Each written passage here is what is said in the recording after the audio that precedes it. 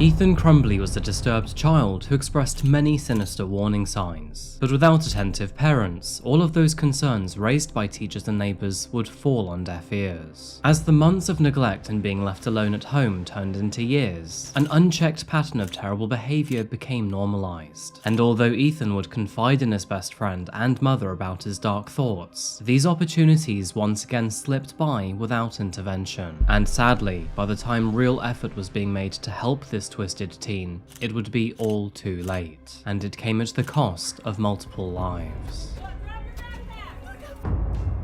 Welcome back to Coffeehouse Crime, folks. My name is Adrian, and today we're looking at a case that just seems to get worse the longer it goes on. That being the outrageous case of Ethan Crumbley. A young kid not even legally old enough to drive would become the centre of a very dark story that ended in the loss of 4 innocent lives. By the way, Coffeehouse Crime is all about true crime, strange and chilling stories, so if you like darkly fascinating content, then please consider subscribing. And as you may know by now, I've launched my own coffee company named Classified. If you want to grab a bag, please go to classifiedcoffeeco.com. To add to that, you can also buy a limited edition mug, which is available in the store. I'll leave a link in the description down below. Honestly, folks, I still can't believe this is real. I'm so stoked about it. That's classifiedcoffeeco.com if you're interested. Anyway, folks, with all of that out the way, let's start today's story. Please grab yourself a coffee, pull up a seat, and get ready for the deep dive.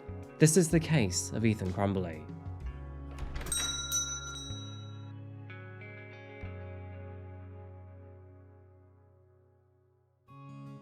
Welcome back, folks, and welcome to the state of Michigan. Interesting fact here, but although the state's capital, Detroit, is well known for its high crime rate, did you know that Michigan was actually the first American state to abolish the death penalty in 1847? Apparently, this was due to way too many wrongful convictions being passed through the court at the time, thus unfortunately costing dozens of innocent people their lives. On the brighter side of life, Michigan is well known as the birthplace of both Madonna and Stevie Wonder, making it quite the star-studded state. It is also famously known as Motor City due to its importance in the American automotive industry, being the birthplace of Ford, Chrysler, and General Motors. For today's case though, we find ourselves 40 miles north of the big city, in the small township called Oxford. With a population of 3,500 residents, this small town doesn't have that much to offer. But being in rural America, it's a naturally quirky place in its very own right, and holds several strange events throughout the year, including scarecrow competitions. Now, if only the murderer in today's case focused on being one himself, because I'm sure he would have become the state champion. Anyway, in this small township,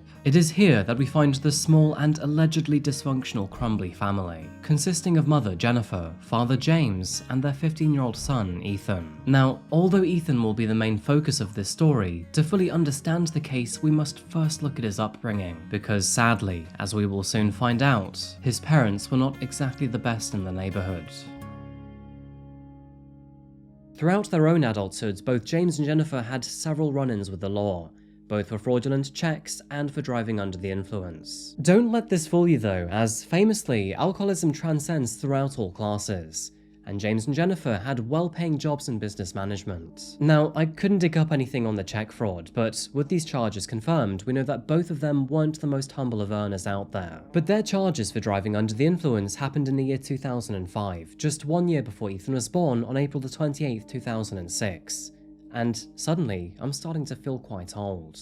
Although our case today occurs in Michigan, Ethan was born in Atlantic Beach, Florida. But the family wouldn't live here for long. When Ethan was just a baby, business would require the family to move to Issaquah, Washington. It wasn't long after this that the young Ethan would develop some rather strange interests for a child only 8 years old, especially ones featuring a lot of blood and gore, which was certainly not appropriate for a developing child of his age. He also began to play violent video games from very early on, namely the first-person shooter Call of Duty. And while I don't believe video games make people violent, I don't think COD Zombies at the age of 10 would do anyone any favours. I mean, as with many parents, keeping their children occupied with screens make their lives much easier. So James and Jennifer would buy these movies and games and just leave them to it. Surely all of this was harmless. right? In the year 2014, and when Ethan was only 9 years old, the family moved across the country yet again to finally settle in the township of Oxford, which of course is where the rest of our story today takes place. And as you can likely tell, moving around at a tender age may have taken a great toll on Ethan. Moving around between towns and cities meant that Ethan never truly got to make friends with people at school and could never really feel secure at home. And this made him a depressed young boy at a very impressionable point in childhood. While living in Oxford, neighbours noticed that Jennifer and James would often be out of the house at the same time, leaving Ethan to fend for himself at home. This worryingly included him having to make his own meals, and he was sometimes left all alone overnight. I mean, to be fair, a few hours home alone for any 13-year-old boy can be considered a great treat. You can finally do whatever you want in the freedom of your own space. However, the length and frequency of which Ethan was left to his own devices from the inexperienced age of 10 was anything but normal or healthy. He didn't even have a phone in case of emergencies, so if anything went wrong or he got into trouble, he would have to rely on his neighbours for help, which he frequently did. All in the meanwhile, his parents were either at work or at local pubs and bars in the evening. Due to his reclusive nature, Ethan's academic life deteriorated throughout his teenage years. At the age of 14, he attended Oxford High School, which is just 1 year before our tragic event takes place. During his time at Oxford High School, Ethan fit into a group of oddballs and outcasts, and never had much luck blending with more popular or academically gifted kids. In this time frame, he was particularly close to one classmate. Due to his age, I'll be keeping his identity private, but for storytelling purposes, I'll nickname him Victor.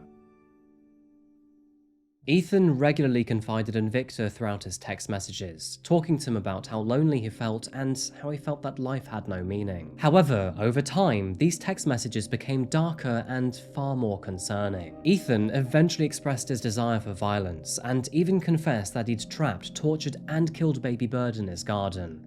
And what's worse, he seemed proud about it. Now, you may have already figured that this was a very strong warning sign of things to come, because famously, killers start their murderous careers on animals. Since the two were edgy teenagers, they seemed to just cruelly laugh about it through messages. But what Ethan didn't tell Victor is that he'd actually kept the head of that bird in a jar under his bed. And just a few days later, he would even bring this head into school and then plant it into the girls' bathroom, leaving the school traumatized by the discovery. Now, you would have thought that this was maybe the first public warning sign, right? By March of 2021, Ethan had well and truly lost it. Messages sent to Victor were becoming increasingly violent. Some of those messages are so screwed up that I've had to blur some of them out. But parts of those messages include the following: just looking at them in their eyes as they look back at you while they know their life is about to end so young. The best feeling. Just thinking about the torturing and the screaming, it fills the void. Whenever I see a little kid about a year old or a little more, I want to pick them up and run off with them, then torture them before throwing them off a cliff. In the spring of 2021, Ethan began to confide in his mother, but this was never in person, either because he liked to keep his parents at arm's length, or because he rarely had the opportunity to speak with them. Instead, he sent her various text messages over several months, and found within these messages were shocking revelations about the family home. At 6:03 PM on March the 17th, 2021, he sent his mother the following: "Okay, the house is now haunted. Some weird shit just happened and now I'm scared. I've got some videos and a picture of the demon. It is throwing bowls. I'm not joking, and it fucked up the kitchen. I'm going outside for a while. Can you at least text back?" His mother never responded to these messages, but phone records show that she did message her husband about Ethan's behavior, deeming it possibly could be attention-seeking. This is entirely understandable, by the way, seeing how the young boy was almost always left to his own devices. Personally speaking, I think it's awful how she never even responded to her son. These interactions would continue in the coming months, and he complained that all of the strange things in the house only happened when he was alone. Apparently, the demon would often appear to terrorize him by trashing rooms and flinging objects around the house. But at least in my mind, this boy was just desperate to have some attention from his parents. Simultaneously, the violent messages to Victor carried on, and whether this was some messed up form of attention-seeking or something far more sinister, nobody knew at the time. However, what we do know at this time is that Ethan's parents were absolutely aware of his mental health that was deteriorating. Throughout the following months, their son was willing to lie, disobey, and even become aggressive. and phone records between Jennifer and James confirm that not only did they know about this, but they spoke about it too. Now, these two clearly deserve a Parents of the Year award, because despite all of these concerning details, they decided to grant him the birthday present that he'd always wanted. A firearm. I don't know what to say here. Of course, that is precisely what any mentally disturbed 15-year-old child needs. A firearm.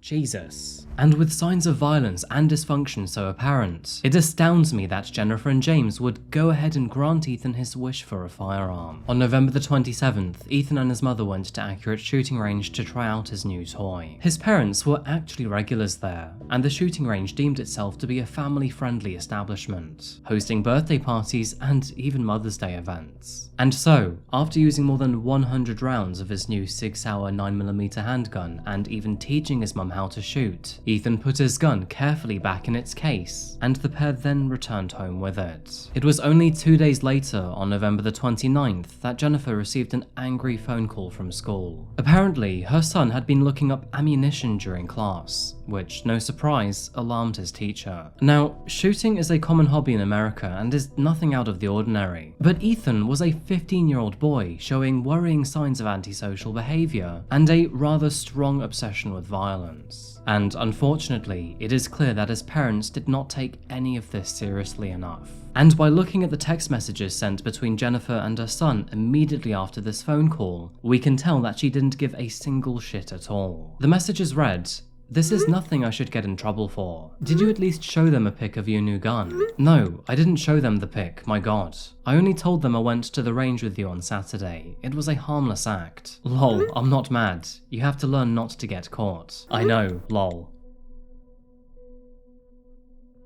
Although Ethan's newfound hobby could perhaps excuse his short-term obsession, his parents both knew that this wasn't a one-off. Being honest with you, the way that Jennifer responded is at best negligent and at worst borderline psychopathic. However, what they didn't know is, during all of this time, Ethan was actually planning something far more sinister. And just one day after getting in trouble at school and his mother carelessly brushing it off, the township of Oxford would learn in the most tragic of ways possible. November the 30th, 2021. To most, it was just another typical day in Oxford. People had readily made their way to work, and children were in their classes at school. However, as the day wore on and lunchtime approached, Oxford Police Department received the first of more than 100 incoming calls, and all of them were saying the same thing: reports of an active shooter at Oxford High School. Officers hastily responded to the calls and were dispatched just 1 minute after the first call at 12:52 p.m. When they arrived at the scene, they found panicked students sprinting out of the school and seeking refuge wherever possible. Reports emerged of a gunman entering the bathroom and returning with a firearm before opening fire at other students in the hallways. After students started running, he continued down the hallway, firing into classrooms and at students unable to escape. When students began to barricade themselves in the classrooms, the assailant tried to trick them by saying it was now safe to come out. Taking place on the southern quadrant of the school, a school security officer was already trying to convince him to stop, and the gunman in question was of course none other than Ethan Crumbley. When additional officers arrived, Ethan saw no way of continuing his rampage. As a result, he surrendered, and upon arrest, officers found 7 rounds in a 6-hour pistol and 2 15-round magazines on his person. First responders were quick to scout the school for any injuries, and upon their investigation, it was discovered that Ethan's rampage had resulted in 7 injuries and 3 fatalities. Heartbreakingly, all of those dead were young students. Amongst the fatalities were 17-year-old Madisyn Baldwin, 16-year-old Tate Meyer, and 14-year-old Hana Juliana. Tragically, 17-year-old Justin Schilling, who was mortally injured at the scene, would later succumb to his injuries at hospital. 4 young lives were taken by the selfish and violent actions of one of their peers, who now, at this point in time, was still breathing himself. No doubt though, whether dead or alive, Ethan Crumbley had thrown away his life too. And now, with investigators building a dark and harrowing recollection of his atrocities, it was time for Ethan to face trial. Amy Hopper appearing on behalf of Ethan Crumbley. Thank you. And Ms. McKelvey. Good afternoon, Your Honor. Deborah H. McKelvey, court-appointed guardian ad litem on behalf of Ethan Crumbley. Thank you. And Mr. Crumbley, could you state your full name for us, please? Ethan Robert Crumbley. Thank you, Mr. Crumbley. If at any time you cannot hear or understand myself or any of the parties to the proceeding, will you please let the court know? Yes, ma'am. After a thorough investigation through the school's surveillance footage, physical evidence at the crime scene, and an exhaustive search of the family property, authorities could accurately depict the actions taken on that fateful day. It turns out that Jennifer Crumbley had actually received a phone call from school that very same morning. Teachers were understandably growing concerned about his behaviour, and this was for a very good reason too. They had found disturbing drawings scribbled all over one of his homework assignments. These drawings included a picture of a gun pointing at the words "the thoughts won't stop" above a crudely scribbled out "help me." Other phrases were also scribbled out, such as "my life is useless," "the world is dead," and "blood everywhere." He further muddied his motive though by adding "OHS rocks," "I love my life so much," and "we're all friends here." Unknown to everyone at the time, but at the time of drawing this, Ethan had already planned out his method of attack.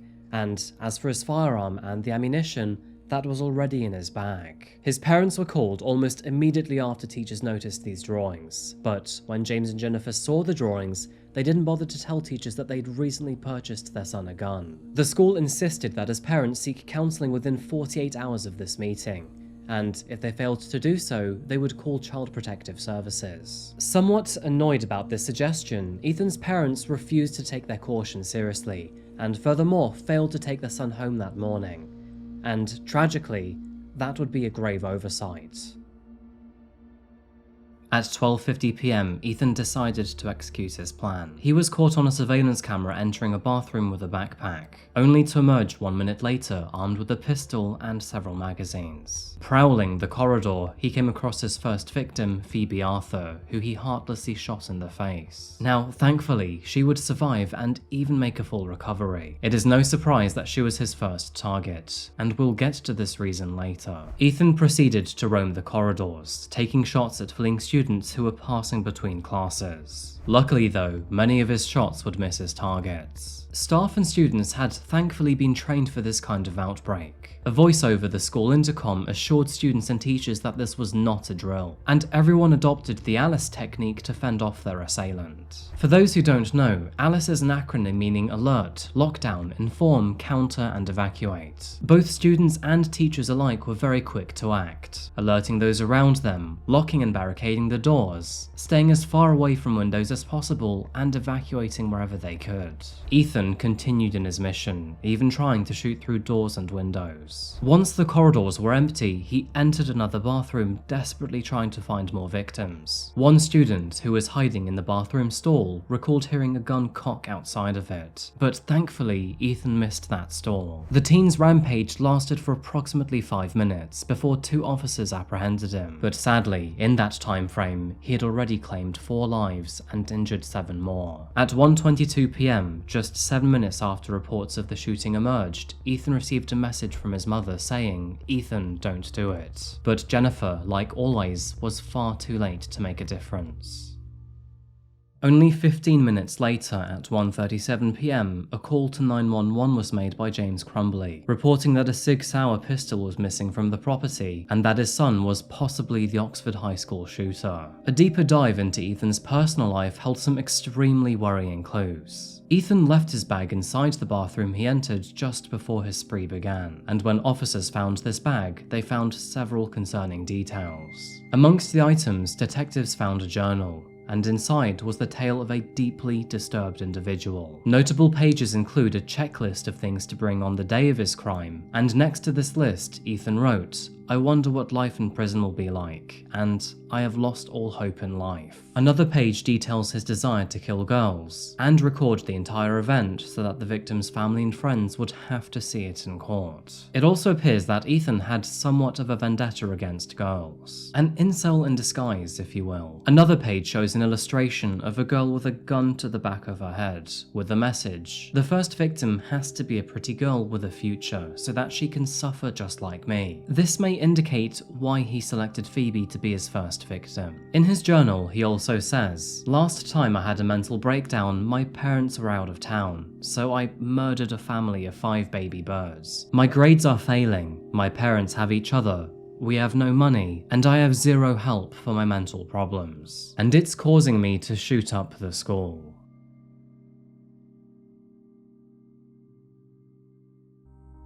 Throughout his journals, it is quite clear to see that Ethan was an exceptionally mentally disturbed child, and not only was he aware of this, he was also aware of the consequences that his actions would have. Ethan was fully coherent regarding his intentions and how he'd set out to achieve them, and in addition to this, he'd even highlighted how he would surrender to police once they arrived. Now, I would show you the rest of his 22-page journal, but time aside, it is the edgiest slop that I've ever encountered and simply isn't worth your energy. But saying that, these extensive plans and drawings alongside Ethan's coherence would make it very easy for the prosecution. And so, moving forward, Ethan Crumbley was faced with 24 separate charges, which included 4 counts of murder in the first degree and even terrorism.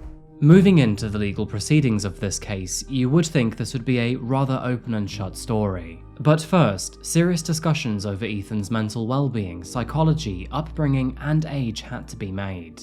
The prosecution presented his journal entries, the surveillance footage, and other crucial evidence not yet discussed, which included a recording Ethan had made with his mobile phone just one day before the shooting. My name is Ethan Crumbley, aged 15, and I'm going to be the next school shooter. I thought about this a lot. I can't stop thinking about it. Like, it's constantly in my head. Every conversation I have with someone, no matter what, I'm thinking about it and I can't get it out. It's currently November 29th, 2021, 10:05 p.m. The school I'm shooting up is Oxford High School. I'm in 10th grade there. I've always been fascinated by guns when I was a kid. I always wanted to join the forces, the SWAT when I was in 3rd grade, Navy SEALs when I was in 4th, Marines 5th or 7th, Army, Rangers. And I've never thought of a career. I've never had motivation. I kept lying to myself that there is something out there for me. Ethan ranted about how the school system was messed up, that getting a career in life is nothing but brainwashing, that life has no meaning, and that he couldn't learn to be happy knowing that. And then, in his own words, he confessed his dark intentions. When the bell rings to end 5th hour, tomorrow, October 30th, November 30th, 2021, I'm going to walk to the dividend between the boys and the girls' bathroom. I will have my black jacket on, and I will walk behind someone, and I will shoot a bullet in their skull. Yeah, that's my first victim. I'm going to open fire on everyone in that hallway. The hallways are too jam-packed. I will try and hit as many people as I can. I will reload, and I will find people hiding. I'm going to teach them a lesson. I understand that I'm going to prison for this. Michigan doesn't have a death penalty. I don't want to die. As funny as it may seem, I'm going to kill other people. I do not want to die. I realize how valuable life is. And I realized I broke the code of what's happening. I broke the code. I realized what is actually happening. And these people, they don't have the capabilities of understanding it. I'm so going to teach the entire nation and the world of what's happening and how we're on the brink of downfall. On October the 24th, 2022, and with the overwhelming amount of evidence stacked against him, Ethan Crumbley pleaded guilty to all 24 charges. This consisted of 1 count of terrorism, 7 counts of assault with intent to murder, 12 counts of possession of a firearm in the commission of a felony, and 4 counts of first-degree murder. Ethan would also withdraw his insanity plea, insisting that he spends the rest of his life in prison. Ethan's trial aside, there is one unique element behind this story, and you're probably already thinking about that too. With Ethan's parents being so negligent towards his behaviour, what exactly happened to them? Well, no surprise, there was a huge public outcry to see them held responsible for their son's actions. And as of today, I'm pleased to announce that they have lost their appeal to be exempt from prosecution. This means that our parents of the year, Jennifer and James Crumbley, will face trial on charges of involuntary manslaughter. It kind of makes sense if you ask me. Being responsible for your child's well-being includes their mental health and the consequences of neglecting it. And let's not forget that they were aware of the many glaring red flags. And not only did they decide to dismiss all of them, but they also purchased him a firearm. Jennifer even posted it on Facebook, stating the gun was indeed Ethan's. And not only that, but it turns out that the family didn't even own a safe to store it in either. Despite their charges of involuntary manslaughter, they still refused to take their grave situation seriously. And after failing to show up to their arraignment, US Marshals sent out a wanted notice. This resulted in their faces being put all over the local news, with a $10,000 reward for any information that would ultimately lead to their arrest. After being on the run since December 2nd, 2021, it only took 2 days for officers to track them down. A business owner approximately 40 miles away spotted their own car in his parking lot. Surprise, surprise, but both pleaded not guilty, and as a result, their bail was set at an alarming $500,000, making it very unlikely that these two will see any freedom before their trials are conducted. The consequences of Ethan's actions, and the measures that others could have taken to prevent it, are just as terrible as they are clear. And at the hands of negligence, carelessness, poor mental health and malice, 4 innocent students lost their lives. Madisyn Baldwin is remembered as someone with the purest of hearts, known to be the calm in a storm, and her mother believes that she was so exceptional in this world that she needed to be in another. Tate is remembered as a hero. Amid Ethan's attack, he ran right toward him and died while trying to protect others. The young man was always a team player, right to the very end, with his final tweet saying, "I had a great time at the game yesterday. Thank you." Justin Schilling had a gentleness and a caring way about him, and is remembered for his kindness to others. An organ donor and a fierce golf player in the same swing, his family miss him terribly.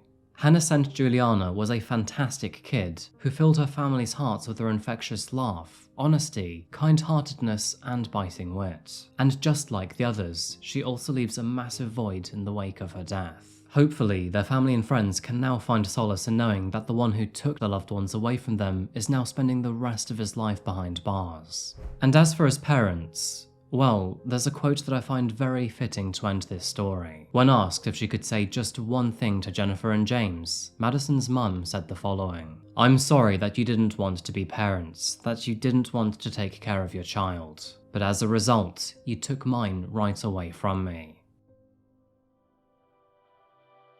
And with those powerful words, I think that pretty much comes to the end of the video, folks. I don't think I could say it any better than she did. And on that note, folks, thank you so much for watching today. I really do appreciate your company. If you found this case interesting or insightful, please remember to like the video, and if you haven't yet, please consider subscribing. Before you go though, what are your thoughts on this case? I think the main question here is, how do you think Ethan's parents handled his situation? And would you say it's all Ethan's fault, or just as equally theirs? And just a quick reminder, but if you do want to grab a bag of classified coffee, then please go to classifiedcoffeeco.com. Honestly, I'm not lying when I say that these have some of the best beans that I've ever had. I've spent months trying to source them. Our first house blend, which is named the Blackout Blend, is a dark roast that features notes of cocoa and caramel. This coffee has fueled many of my recent videos, and honestly, I hope that you love it just as much as I do. But anyway, folks, that is it today. I'll see you again very soon for another video. Until that moment arrives though, remember to look after yourself, look after each other, and of course, stay safe. Thank you, and goodbye.